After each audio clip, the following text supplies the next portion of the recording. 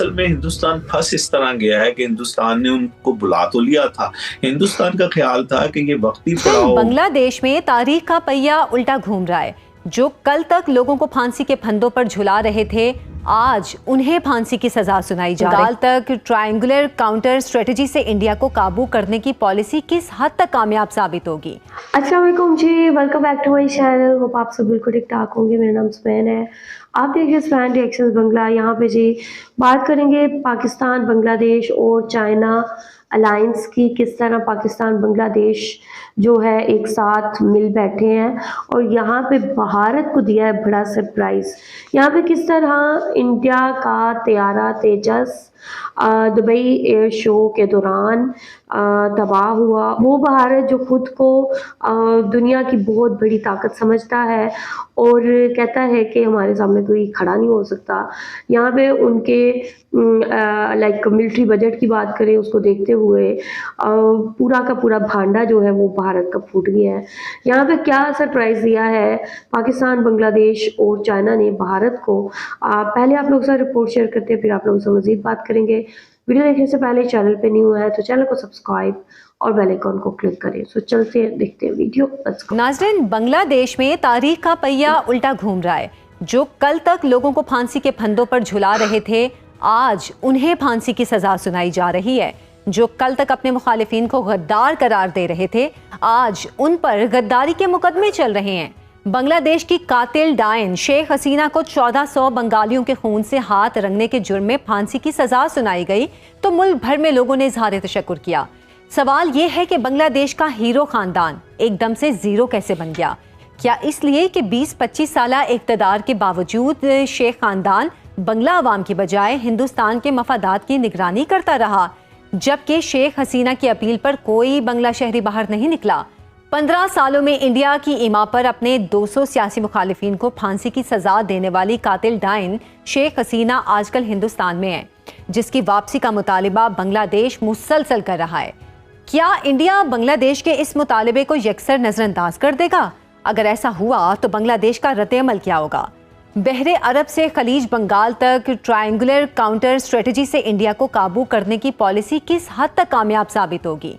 इस पर बात करेंगे। हमारे साथ मौजूद हैं सीनियर तज्जियाकार मोहम्मद मेहदी साहब। बहुत शुक्रिया मेहदी साहब आपका। हसीना वाजिद को फांसी की सजा सुनाई गई, लेकिन एहतजाज की अपील के बावजूद बांग्लादेश में अवामी रद्द-ए-अमल गैर मुतासिर कुन रहा। क्या वजह है इसकी? क्या शेख मुजीब खानदान का बांग्लादेश की तारीखी बाब जो है वो अब क्लोज हो गया? बिस्मिल्लाहिर्रहमानिर्रहीम, आपका शुक्रिया। देखिए, बात असल में ये है कि जो कुछ हसीना वाजिद साहिबा अपने दौरे हुकूमत में करती रही और जैसे उन्होंने गड़े मुर्दे उखाड़े और उसके बाद लोगों को फांसियां चढ़ाया और जिस तरह उन्होंने मुख्तलिफ लोगों के ऊपर, उनके खानदानों के ऊपर जुल्म किया। सिर्फ आप उस एक तहरीक जो तलबा तहरीक है उसमें जो हजारों लोग मारे गए, उनसे हटकर भी अगर आप देखें तो उनके हाथ के ऊपर जो है वो बेशुमार बेगुनाह लोगों का खून है। तो ये वो सारी रीजंस हैं जिसकी वजह से जो है, जो उनका कोई हमायती भी है वो भी इस वक्त इस पोजीशन में नहीं है कि वो उनके लिए जो है वो आवाज बुलंद कर सके, क्योंकि उन्होंने बहुत जुल्म किया है और उस जुल्म की अब चक्की के अंदर जो है फाइनली जो जुल्म वो लोगों पे कर रही थी अब वो उसमें खुद आ गई हैं। तो बुरे वक्तों में तो लोग वैसे ही साथ नहीं हुआ करते, तो लामहला उनका भी जो है वो साथ जो है वो लोगों ने छोड़ दिया है और लोग जो है वो दूसरी तरफ देख रहे हैं। और हम देख रहे हैं कि जो उनकी अपनी सियासी जमात थी, उस सियासी जमात के अंदर भी जो है वो बहुत ज्यादा तोड़ फोड़ हुई है और लोग जो हैं वो किसी एक छतरी के नीचे नहीं। और फिर सबसे बढ़कर बात यह है कि खुद हसीना वाजिद साहिबा को चाहिए था कि वो इन तमाम चीजों को फेस करती और अपने मुल्क में रहती और अपने लोगों के साथ रहती, तो फिर तो कोई हौसला भी होता। अब वो एक दुश्मन मुल्क में जाकर बैठी हुई है जिसको इस पूरे खित्ते के अंदर कोई ऐसा मुल्क नहीं है जो उसको अपना दोस्त मुल्क समझता हो, सभी उसको दुश्मन मुल्क समझते हैं। तो वो वहां जाकर बैठी हुई है और उस मुल्क के साथ भी एक बांग्लादेश की जो है वो ट्रीटी है जिसके तहत बांग्लादेश के कैदियों को वापस करना, मुल्जिमों को वापस करना हिंदुस्तान की जिम्मेदारी है। तो वो तो एक ऐसी सिचुएशन है जिस सिचुएशन के अंदर ये बात पीछे रह जाती है कि उनके हमायती क्या करें, वो अपने लिए खुद ही कुछ नहीं कर रही हैं। अच्छा, जैसे कि आप बात कर रहे थे कि एक तवील इक़्तिदार भी इस ख़ानदान ने एंजॉय किया और एक दुश्मन मुल्क में वो जाके बैठे, लेकिन शेख हसीना के इतने साला इक़्तिदार में एक माइंड सेट किया गया अवाम का कि पाकिस्तान दुश्मन है और भारत उनका दोस्त मुल्क है। लेकिन जो जेनजी की हमने तहरीक देखी उसमें हमने देखा कि एक बिल्कुल मुख्तलिफ रद्द-ए-अमल उनकी तरफ से सामने आया। तो क्या जो नई जनरेशन है उसने इस परसेप्शन को मानने से इनकार कर दिया या इस सोच को मानने से इनकार कर दिया कि भारत हमारा दोस्त मुल्क है? देखिए, बात असल में ये है कि ये आज की बात नहीं है। जिस वक्त बांग्लादेश अलहदा भी हुआ था, अगर आप 1970 के इलेक्शंस को भी देखें तो एक तो मुजीबुर रहमान साहब जो थे वो इस बुनियाद पर इलेक्शन नहीं लड़ रहे थे कि वो पाकिस्तान को दो लाख कर देंगे, और दूसरे नंबर पर जो दूसरी सियासी जमातें थी वो भी अपनी जगह के ऊपर वहां पे बड़ी मजबूत थी। और इस खुद मुजीबुर रहमान साहब ने अपने दौर में बड़ी कोशिश करी कि उन लोगों का सफाया कर दिया जाए जो पाकिस्तान से मोहब्बत रखते हैं। लेकिन आज भी आपने देखा कि जो अभी उनके वजीर आए हुए थे, उन्होंने कराची के अंदर एक सेमिनार के अंदर कहा कि हम जो मुस्लिम लीग की तहरीक थी वो बुनियादी तौर पे बंगाल से शुरू हुई थी। तो वो आज भी इस बात का क्रेडिट लेते हैं कि पाकिस्तान उनका मुल्क है। तो पाकिस्तान के साथ जो नेचुरली उनके लोगों की मोहब्बत है, जो दो कौमी नजरिए का मामला है, वो तो पीछे नहीं हटा था।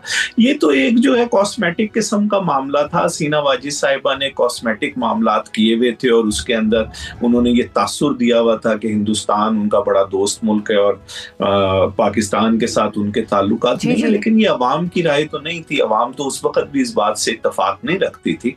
इसीलिए जो उन्होंने अपने दौरे हुकूमत में इलेक्शन कराए, दुनिया के किसी मुल्क ने भी जो इलेक्शंस की बुनियाद के ऊपर फैसले करते हैं, उन्होंने किसी ने भी उन इलेक्शंस को नहीं माना था।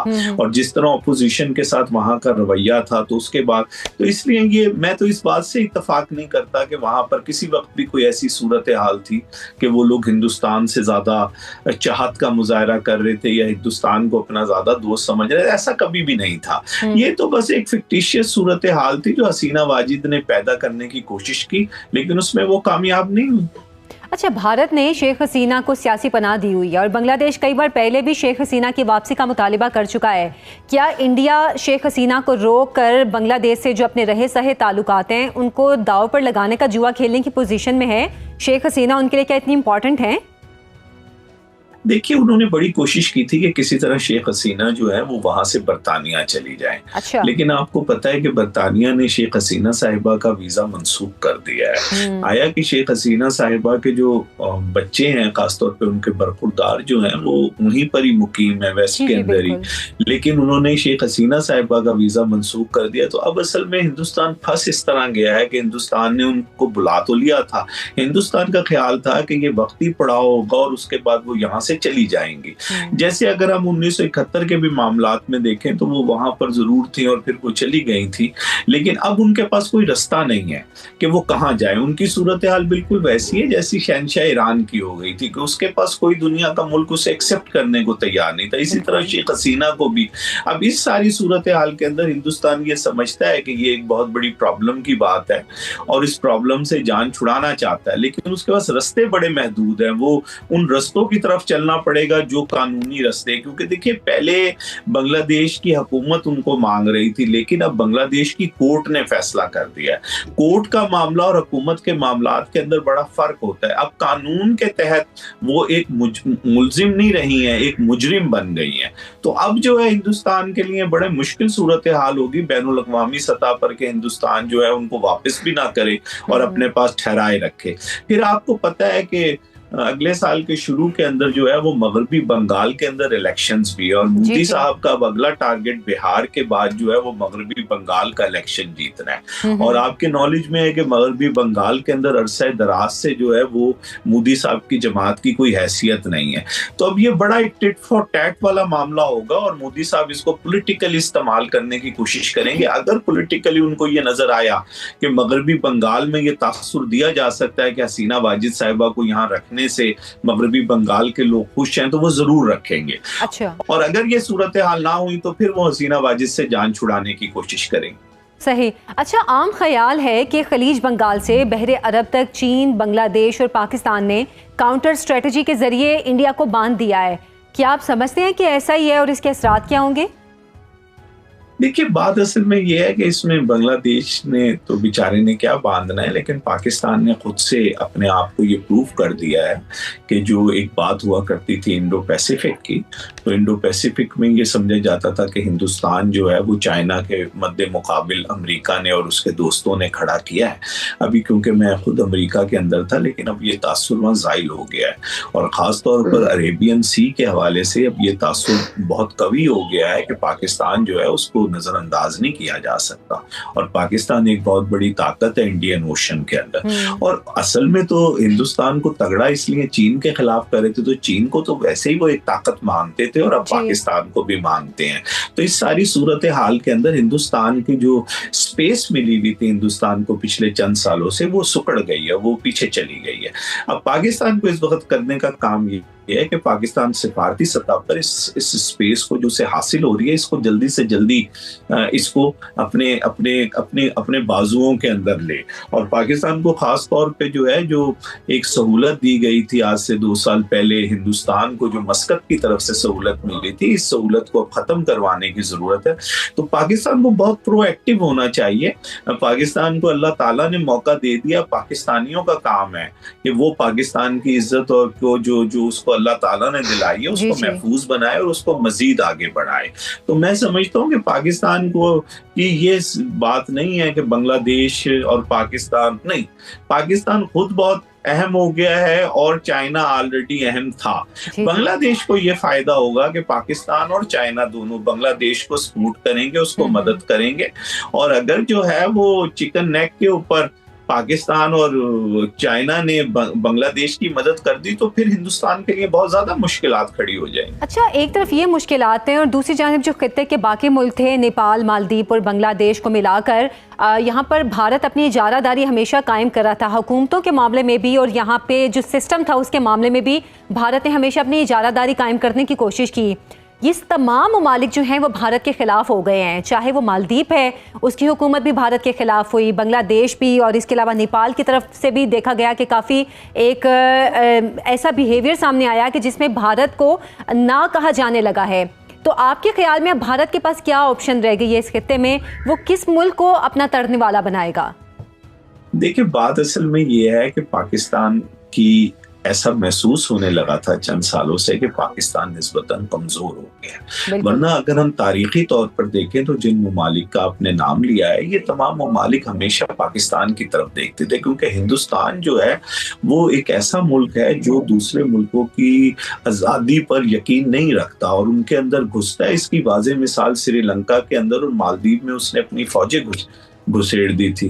तो ये वो सारी सिचुएशन थी जिसकी वजह से ये मुल्क जो थे ये परेशान थे और घबराहट का शिकार थे। लेकिन मई के बाद ये सारी सूरत हाल बदली है, तो अब मुल्कों ने दोबारा से अपना वही स्टांस लिया है जो असल उनका स्टांस था, क्योंकि बुनियादी तौर पे हिंदुस्तान तो उन्हें खाना चाहता है। हिंदुस्तान तो एक्सेप्ट ही नहीं करता कि ये कोई अलहदा से मुल्क है। हिंदुस्तान तो इन तमाम ममालिक को अपना हिस्सा समझता है, तो इसलिए वो हिंदुस्तान से हमेशा जान बचाने की कोशिश करते हैं और उनके पास सबसे बड़ा शेल्टर पाकिस्तान होता था। और एक दफा दोबारा पाकिस्तान जब मौजूद हुआ है तो उन्होंने खुलकर सामने आकर बात शुरू कर दी। वरना आप देखिए, जब नेपाल में बादशाहत भी थी उस वक्त भी वो हिंदुस्तान से कभी खुश नहीं रहा, जबकि उस वक्त के कॉन्स्टिट्यूशन के मुताबिक दुनिया का वाहिद हिंदू मुल्क था जो नेपाल था। लेकिन इसके बावजूद उसके कभी अच्छे ताल्लुकात जो थे नहीं रहे, और हमेशा हिंदुस्तान ने, क्योंकि वो एक लैंडलॉक कंट्री है, तो हिंदुस्तान ने इसका भरपूर फायदा उठाया और उनको हमेशा नुकसान दिया, और वो हमेशा पाकिस्तान की तरफ से देखते थे। तो ये एक ऐसी सिचुएशन अल्लाह ने पैदा कर दी है पाकिस्तानियों की हिम्मत की वजह से कि अब दुनिया जो है, और खासतौर पे साउथ एशियन ममालिक या जिनको हम सार्क ममालिक भी कहते हैं, ये एक दफा दोबारा पाकिस्तान की तरफ देख रहे हैं। और हिंदुस्तान के लिए यही वो सबसे बड़ा मसला है कि जो हिंदुस्तान ने अपनी हेजमनी कायम की थी, वो हेजमनी जो है वो एक दिन के अंदर ही टूट गई। और शायद भारत की यही गलतियां हैं जिसकी वजह से साल की मेहनत थी ये सारी रायगा चली। भारत की ये गलतियां ही हैं जिसकी वजह से खित्ते के अलावा दुनिया में पाकिस्तान की अहमियत में भी इजाफा हुआ है। ये रिपोर्ट आप लोगों ने देखी है, यहाँ पे जी इन्होंने बात की है पाकिस्तान बांग्लादेश चाइना अलायंस की, किस तरह इंडिया ने अपनी पोजीशन को और ज़्यादा वीक कर लिया है, किस तरह बांग्लादेश और पाकिस्तान के रिलेशंस मजबूत होने के बाद इंडिया इस पूरे के पूरे रीजन में आइसोलेट हो गया है। वो भारत जो दूसरी कंट्रीज़ को आइसोलेट करने के लिए प्रोपेगेंडा करता था और इस तरह की स्ट्रेटजीज़ करता था और कहा जाता था कि भारत पाकिस्तान को आइसोलेट करेगा, लेकिन कहते हैं कि आप किसी के लिए जो घड़ा खोदते हैं उसमें आप खुद ही गिरते हैं। तो यहाँ पे इंडिया की ये सिचुएशन बनी हुई है कि इंडिया जो घड़ा पाकिस्तान के लिए खोद रहा था उसमें खुद ही जा गिर गया, ठीक है, गिर गया। तो यहाँ पे पाकिस्तान और बांग्लादेश की सूरत हाल देखिए तो रिलेशन जो है तेज़ी से मजबूत हो रहे हैं। तो लाइक यहाँ पे इन्होंने शेख हसीना की बात की है कि शेख हसीना बांग्लादेश कब आएंगी। अब यहाँ इन्होंने बहुत इंपॉर्टेंट बात की है कि लाइक मोदी ने हमेशा बहुत सारी चीज़ों को अपने मफाद के लिए इस्तेमाल किया है। अब मोदी आने वाले इलेक्शन में इस चीज़ का इस्तेमाल करेगा कि आया वेस्ट बंगाल के लोग इस चीज़ में खुशी का इज़हार करते हैं कि शेख हसीना को खुशी का इज़हार करते हैं कि इंडिया ने शेख हसीना को ठीक है शेल्टर दी हुई है।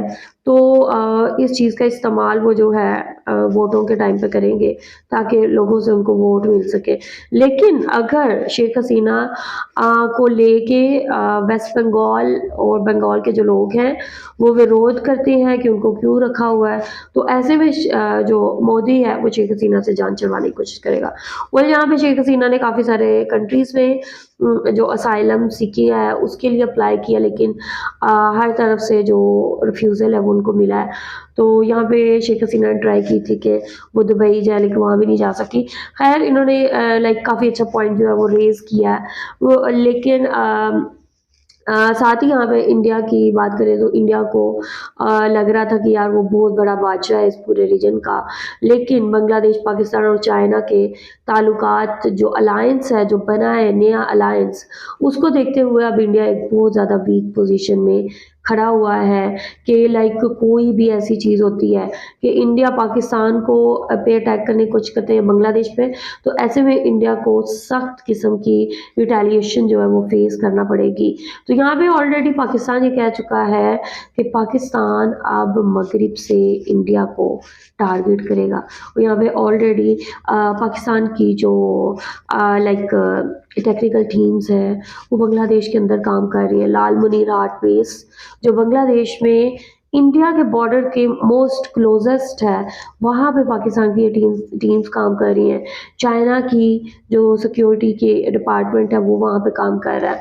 तो ऐसे में इंडिया के लिए एक बहुत ज़्यादा वीक पोजीशन क्रिएट हो गई है और इसकी वजह वो खुद ही है। आप लोग क्या कहेंगे इस हवाले से, आप लोगों का क्या कहना है? जो भी कहना चाहते हैं लास्ट में बताएं कॉमेंट सेक्शन में। वीडियो को लाइक शेयर लास्ट में करें। अपना ख्याल रखें, अपने इस चैनल का भी। I will see you till then, take care, हाफिज़, बाय बाय।